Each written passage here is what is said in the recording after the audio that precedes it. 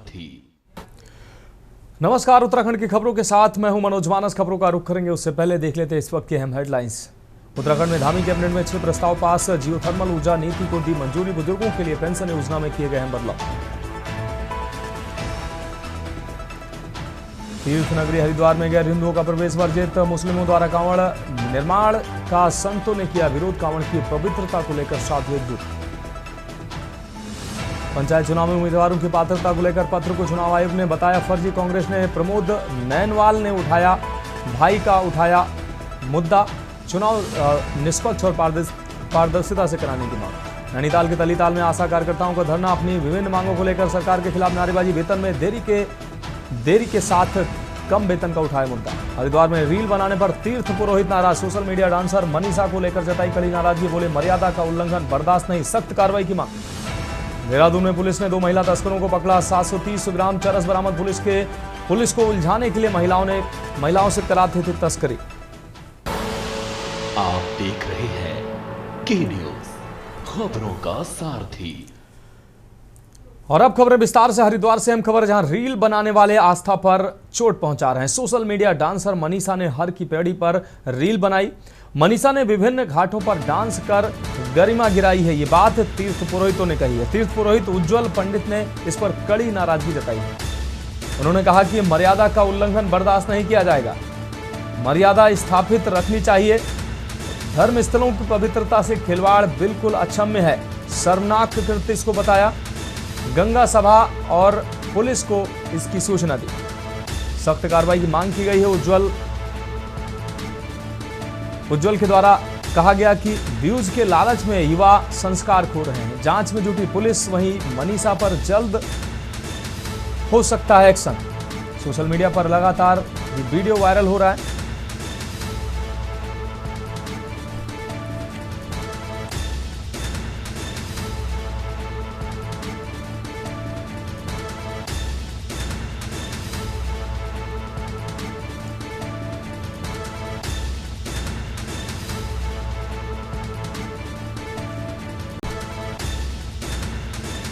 Social media पर लगातार ये वीडियो वायरल हो रहा है। हरिद्वार से अहम खबर, रील बनाने वाले आस्था पर चोट पहुंचा रहे हैं। लगातार प्रतिबंधों के बावजूद भी रील बनाने की घटनाएं सामने आ रही हैं। सोशल मीडिया डांसर मनीषा ने हर की पैड़ी पर ये रील बनाई, जिसको लेकर अब विरोध किया जा रहा है। मनीषा ने विभिन्न घाटों पर डांस कर रील बनाकर गरिमा गिराई। देखिए, निश्चित ये दुर्भाग्यपूर्ण स्थिति है कि हमारे सनातन धर्म में जन्म लेने के बाद भी इस प्रकार की ये लड़कियां जिस प्रकार से हमारे धर्म स्थलों पर इस सुवर्णता के साथ नृत्य करते हुए लगातार रील बना रही। हमने पूर्व में भी ऐसे लोगों के खिलाफ एक्शन लिया और इस विषय में भी हम एक्शन लेंगे। और कम से कम हमें अपने धर्म स्थलों का ख्याल रखना चाहिए। केवल ये भारत ही है और विशेष तौर पर हमारा धर्म ये है कि जहाँ पर इस प्रकार की स्वतंत्रता का लाभ लेकर इस प्रकार से गैर जिम्मेदाराना हरकत जो हमारे बच्चे कर रहे हैं, उनको कम से कम धर्म स्थलों का ख्याल रखना चाहिए। बढ़ेंगे अगली खबर की ओर। देहरादून से अगली खबर, जहां पुलिस ने 2 महिला तस्करों को गिरफ्तार किया है। पश्चिमी यूपी के आरोपियों से 730 ग्राम चरस बरामद किया गया है। तस्कर गिरोह ने महिलाओं को बनाया कारोबारी हथियार। तो महिलाओं को कारोबारी हथियार के तौर पर इस्तेमाल करते नजर आई ये आरोपी। पुलिस की आंख में धूल झोंकने को लेकर महिलाओं का इस्तेमाल किया गया। नशे की लत से छुटकारा दिलाने की हो रही काउंसलिंग। तो देहरादून से अहम खबर, पुलिस ने 2 महिला तस्करों को गिरफ्तार किया। पश्चिमी यूपी के आरोपियों से 730 ग्राम चरस बरामद की गई। तस्कर गिरोह ने महिलाओं को बनाया कारोबारी हथियार। पुलिस की आंख में धूल झोंकने को महिलाओं का इस्तेमाल किया गया।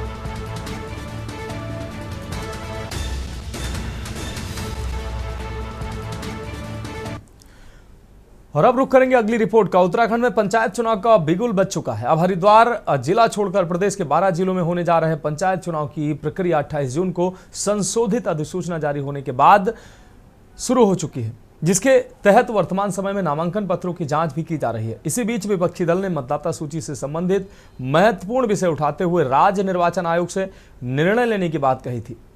दरअसल कांग्रेस का कहना है कि तमाम ऐसे लोग जो नगर निकाय में मतदान करते रहे हैं उनका नाम पंचायतों की मतदाता सूची में भी है और उन्होंने अपना नामांकन भी दाखिल किया है। उत्तराखंड में एक तरफ आफत की बारिश आपदा बनी हुई है, आपदा की स्थिति शासन प्रशासन के लिए कड़ी चुनौती बनी हुई है।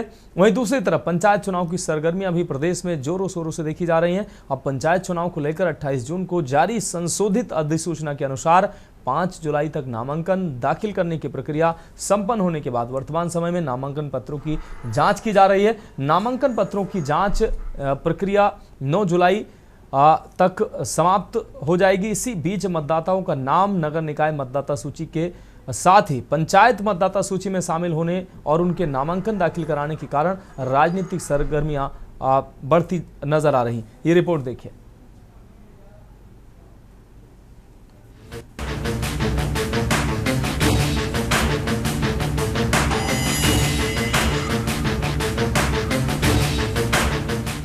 कांग्रेस की ओर से विरोध जारी है, वो भी इस बात को लेकर कि जिनका नाम नगर निकाय मतदाता सूची में शामिल था अब उनका नाम पंचायत चुनाव की मतदाता सूची में शामिल है। ऐसे मतदाताओं को पंचायत चुनाव लड़ने पर और अगर वे पंचायत चुनावों में नामांकन करते हैं तो उनका नामांकन रद्द किए जाने के निर्देश अधिकारियों को दिए जाएं।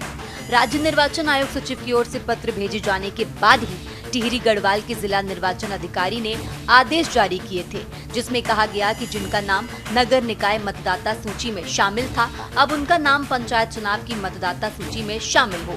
ऐसे मतदाताओं को पंचायत चुनाव लड़ने पर और अगर वे पंचायत चुनावों में नामांकन करते हैं तो उनका नामांकन रद्द किए जाने की बात कही गई। अब इसको लेकर भाजपा और कांग्रेस में जुबानी जंग जारी है। कहूँगा जो धारा 9 की उपधारा 6 है उसका खुला उल्लंघन है।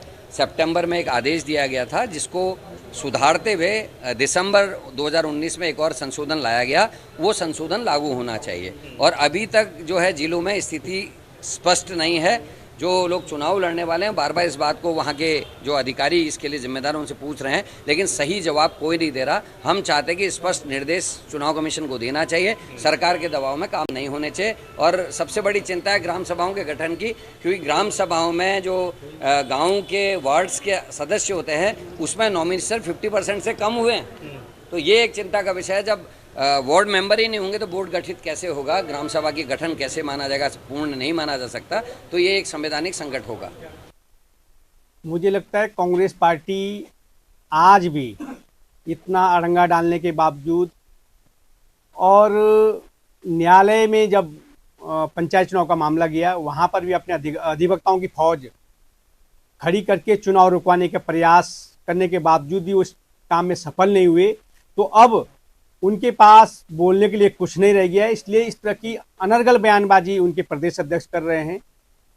और रही पंचायत चुनाव में उत्साह की बात, तो निश्चित रूप से आम जनता में चुनाव के प्रति भारी उत्साह है। और कांग्रेस पार्टी ने जिस तरह से कांग्रेस में अड़ंगे डालने की कोशिश की और लगातार प्रदेश के विकास के विरोध में बयानबाजी करते रही, उसको लेकर के जनता में भारी उत्साह है और भारतीय जनता पार्टी को प्रचंड बहुमत से जिताने की आम जनता ने सोची है। उत्तराखंड राज्य निर्वाचन आयोग की ओर से 6 जुलाई को जारी इस आदेश के बाद से ही राजनीतिक सरगर्मियां बढ़ गई हैं। कांग्रेस ने कहा कि धारा 9 की उपधारा 6 का उल्लंघन किया जा रहा है। सितंबर 2019 को आदेश दिया गया कि उसके बाद इसको ठीक करते हुए दिसंबर 2019 को एक और संशोधन आदेश जारी किया गया था।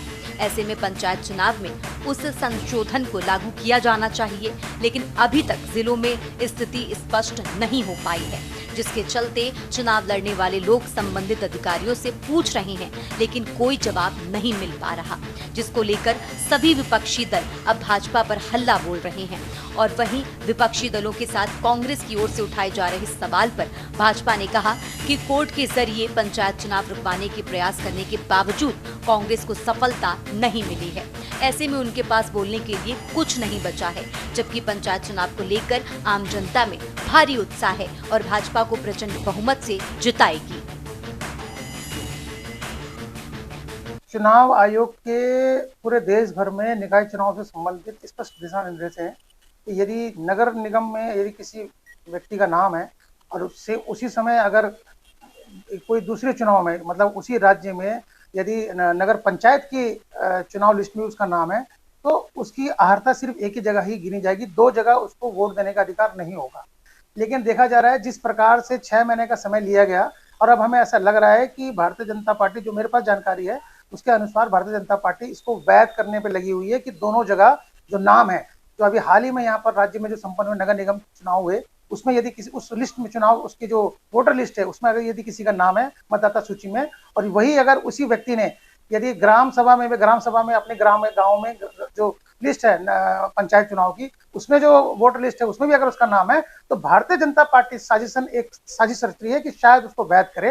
पार्टी के विद्वान प्रवक्ताओं को और भारतीय जनता पार्टी के विद्वान नेताओं को कहना चाहता हूँ कि कांग्रेस पार्टी राजनीतिक पार्टी है, कीर्तन मंडली नहीं है।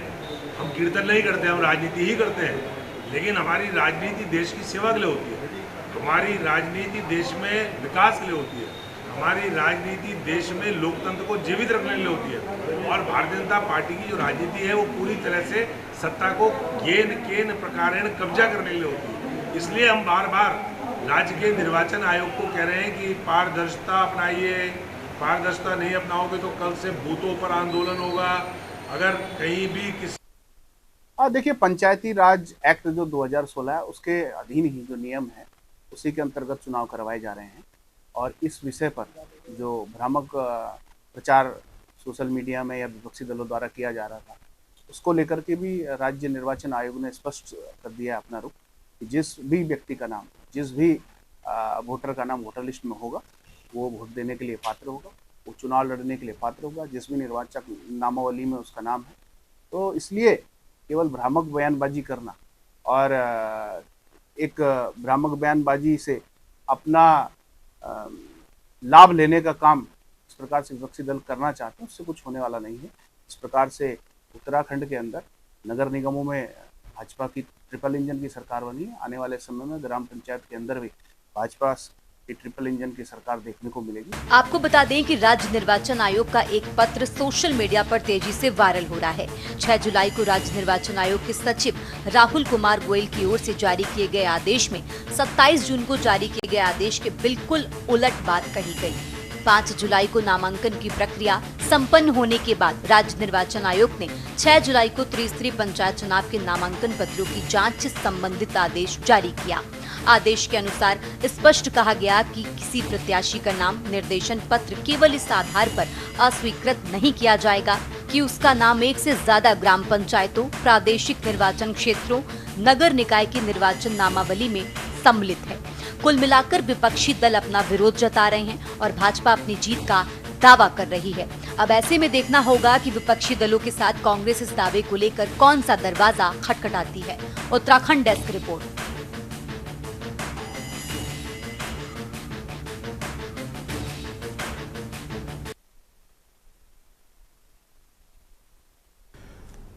अब बढ़ेंगे अगली खबर की ओर। खबर देहरादून से है, जहां उत्तराखंड का पर्यावरण पर्व हरेला नजदीक आने के साथ राज्य सरकार द्वारा पौधारोपण पर जोर दिया जा रहा है। हरेला को लेकर अब मदरसों में भी पौधारोपण होगा। राज्य के मदरसा बोर्ड के अध्यक्ष मुफ्ती समून काजमी ने बताया कि देवभूमि की गौरवपूर्ण संस्कृति के मद्देनजर पिछले वर्षों में भी मदरसों में हरेला पर्व मनाया गया था। इस वर्ष एक पेड़ मां के नाम अभियान के तहत पौधारोपण करते हुए मनाया जाएगा। अध्यक्ष ने मदरसा पाठ्यक्रम में जल्दी ही योग को शामिल किए जाने की बात कही। उन्होंने दावा किया कि अब मुस्लिम समाज राष्ट्र की मुख्य धारा से बढ़ रहे हैं।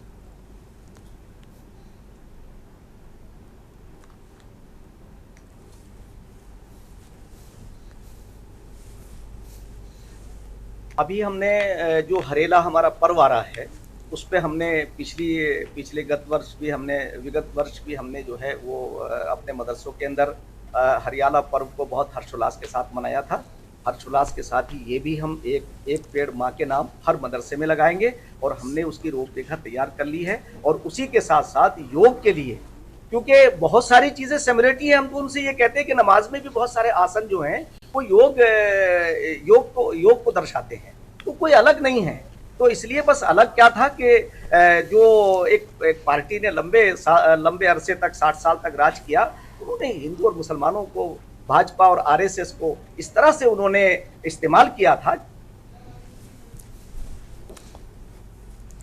खबर नैनीताल से, जहां उच्च न्यायालय के आदेश पर जिला प्रशासन ने, आपको बता दें, भूमियाधार गांव से अतिक्रमण हटाने की कवायद शुरू कर दी है। वहीं रोजगार पर संकट आया देख ग्रामीणों ने चल रहे त्रिस्तरीय पंचायत चुनाव बहिष्कार का ऐलान किया। ग्रामीणों ने रोजगार नहीं तो वोट नहीं का नारा देकर प्रशासन पर दबाव बनाना शुरू कर दिया है। एसडीएम नवाजिश खालिक ने बताया कि न्यायिक आदेश पर अमल करने की बाध्यता है, इसलिए सड़क किनारे सरकारी जमीन कब्जाने वालों पर कार्रवाई की जा रही है। किसी की नाजायज मांग के दबाव में आकर कानून का उल्लंघन नहीं किया जा सकता।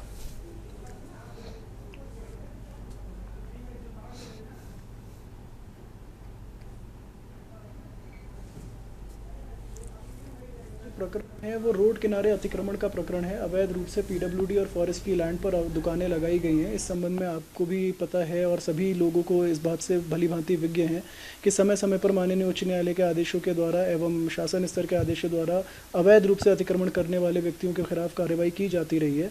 इसी कड़ी में भूमियाधार का अतिक्रमण भी हटाया जाना है। अब ग्रामीणों के द्वारा इस बात को रखा गया है तो वो भी कोई ठीक नहीं है, लेकिन यह है कि अतिक्रमण अवैध जो है वो हटेगा और नियम अनुसार कार्रवाई की जाएगी। सर, यहाँ पे देखिए, हमारा मजदूर वर्ग का गांव है और यहाँ पे स्टॉल लगा करके कई परिवार हमारे चलते हैं, जिनका चूल्हा यहीं से चलता है, बच्चे यहीं से पल रहे, स्कूल का खर्चा यहीं से निकलता है। तो कई बार शासन द्वारा हमारी इस रोजगार को हटाने की प्रयास किया गया। हम भी लगे रहे प्रयास में कि हमारा ये रोजगार यहाँ पे बना रहे, लेकिन हमें सिर्फ 10 दिन का 12 दिन का आश्वासन दे करके फिर इसे हटा दिया जाता है। फिलहाल खबरों में वक्त एक अहम ब्रेक का, जल्द हाजिर होंगे। आप देख रहे हैं ब्रेक के बाद उत्तराखंड की खबरों में एक बार फिर से आपका स्वागत है। बात करेंगे अगली अहम खबर की। हरिद्वार से लेकर शिवालयों तक कांवड़ यात्रा की गूंज है, लेकिन अब संत समाज इस पवित्र आस्था की डोरी की शुद्धता को लेकर सजग हो गया है। हिंदू रक्षा सेना के राष्ट्रीय अध्यक्ष स्वामी प्रबोधानंद गिरी ने कहा कि हरिद्वार तीर्थ क्षेत्र में किसी भी प्रकार का गैर हिंदू प्रवेश न करे। ये कानून है, अगर सरकार इस कानून का पालन कराना सरकार की जिम्मेदारी। उन्होंने कहा कि हम तो सरकार को 2-3 दिन से यही कह रहे हैं, सरकार की चिंता। आपको बता दें, इस्लाम के जिहादियों का हर की पौड़ी क्षेत्र में प्रवेश ना होने दिया जाए, इस ओर सरकार का ध्यान आकृष्ट कराया गया है। यदि सरकार ऐसा नहीं करती है तो हरिद्वार के साधु संतों द्वारा इस काम को किया जाएगा। उन्होंने कहा कि जो रोजाना मांसाहार करते हैं वो कांवड़ को मांसाहार करते हुए बनाएंगे और थूक मूत्र जिहाद करेंगे। उन्होंने कहा कि जिहादी कहते हैं थूकने से चीज़ें पवित्र होती हैं और सनातन में थूक से अपवित्रता बढ़ती है। तो कांवड़ की पवित्रता को देखते हुए हम किसी भी कीमत पर अब की बार इस्लाम के जिहादियों को कांवड़ क्षेत्र में प्रवेश नहीं होने देंगे। अगर उन्होंने प्रवेश किया तो हरिद्वार की सड़क पर साधु आ सकते हैं। और इतना ही नहीं, कांवड़ में जो व्यापार किया जाता है, यशवीर ने अब किया है काम। हम लगातार कई वर्षों से मांग कर रहे हैं कि हरिद्वार तीर्थ क्षेत्र में किसी भी प्रकार का गैर हिंदू प्रवेश ना करे। ये कानून है, तो हम अगर कानून पालन कोई नहीं कराएगी, सरकार की जिम्मेदारी है। हम तो अब भी सरकार को कह रहे हैं, हम सरकार को 2-3 दिन दे भी रहे हैं कि सरकार चिंता पूर्वक इस्लाम के जिहादियों का प्रवेश ना होने दे, और अगर नहीं करेंगे तो हम इस काम को करेंगे। रही बात यशवीर की, यशवीर ने हमसे प्रेरणा लेकर के इस काम को करना शुरू किया है, तो बहुत बहुत उसको भी शुभकामनाएं। वो हमारे अभियान में क्या हिंदू समाज का अभियान है, सनातन का अभियान है, तो प्रत्येक सनातनी का काम है और उस काम को यशवीर ने किया है। खबर उत्तराखंड से है, जहां त्रिस्तरीय पंचायत चुनाव के लिए 2 चरणों में चुनाव होंगे। पहले चरण में 24 जुलाई से 28 जुलाई तक मतदान। नामांकन प्रक्रिया के बाद उम्मीदवारों को लेकर तमाम तरह की आपत्तियां दर्ज हैं। नगर क्षेत्र में वोटर लिस्ट में नाम के बावजूद कई लोगों के नाम ग्रामीण क्षेत्रों में दर्ज हैं। कांग्रेस ने आरोप लगाते हुए कहा कि निर्वाचन आयोग उम्मीदवारों को लेकर कई तरह की बातें कह रहा है। सोशल मीडिया में एक पत्र भी वायरल हुआ है जिसमें निर्वाचन आयोग ने उम्मीदवारों की पात्रता को लेकर पत्र जारी किया। बाद में निर्वाचन आयोग ने इस वायरल पत्र को फर्जी बताया है। कांग्रेस प्रदेश उपाध्यक्ष ने कहा कि भारतीय जनता पार्टी के विधायक प्रमोद नैनवाल, उनके भाई का नाम नैनीताल और अल्मोड़ा दोनों जगहों में दर्ज है। साथ ही सूर्यकांत धस्माना ने कहा कि निर्वाचन आयोग से अपील है कि चुनाव निष्पक्ष और पारदर्शिता से कराया जाए।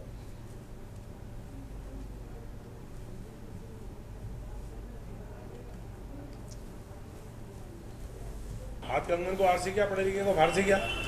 मैं आपको वोटर नंबर, पंचायत का नाम, ग्राम का नाम, सारा डिटेल नैनीताल का भी, अल्मोड़ा का भी दे देता हूँ।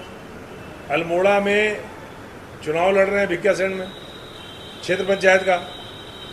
विधायक जी की पत्नी लड़ रही है, और उनका छोटा भाई लड़ रहा है सतीश नैनवाल, तो बहुत फेमस है, पिस्तौल के साथ पकड़े गए थे, आपको मालूम ही है, वो भी लड़ रहा है। उनका नाम नैनीताल में भी, अल्मोड़ा में भी है। ये चुनाव आयोग की जिम्मेदारी है।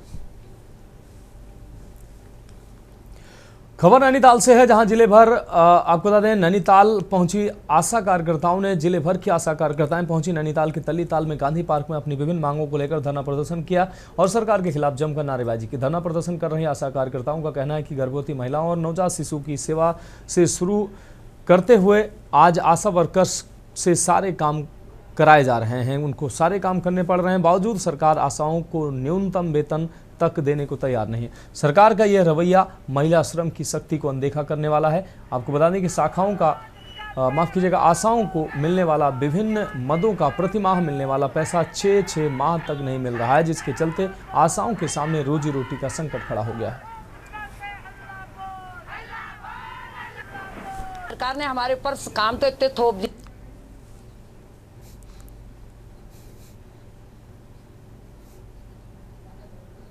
हैं, इन्होंने उसको भी लागू कर दिया है। उसमें हमारी ना तो हम कुछ काम कर सकते हैं ढंग से, न कुछ कर सकते हैं, न कोई सुरक्षा है आशाओं के लिए, न कुछ है। लेकिन जो ये हमें मानदेय की बात करते हैं ना, तो ये हमारी सरकार ऐसी हो गई है, बिल्कुल कानों में उंगली डाल के बैठी हुई है, ना ही सुनती है, बहरी बन के बैठी हुई है, ना ही कभी कोई एक मानदेय का पैसा बढ़ाते हैं। 6 7 महीने हो गया हमारा कोई मानदेय नहीं आया हुआ है। आखिर सरकार चाहती क्या है? फ्री का काम चाहती है हम लोगों से। अपने अधिकार, अपने नेताओं के लिए तो उनको पैसा भी है, उनका मानदेय भी बढ़ा रहे हैं, उनके भत्ते भी बढ़े हैं, उनका आने जाने का खर्चा भी लोग देते हैं, लेकिन आशा अपने पैसों से आती है जाती है। फिलहाल उत्तराखंड की खबरों में अभी के लिए मेरे साथ इतना ही, मुझे दीजिए इजाजत और आप देखते रहिए के न्यूज इंडिया। आप देख रहे हैं के न्यूज।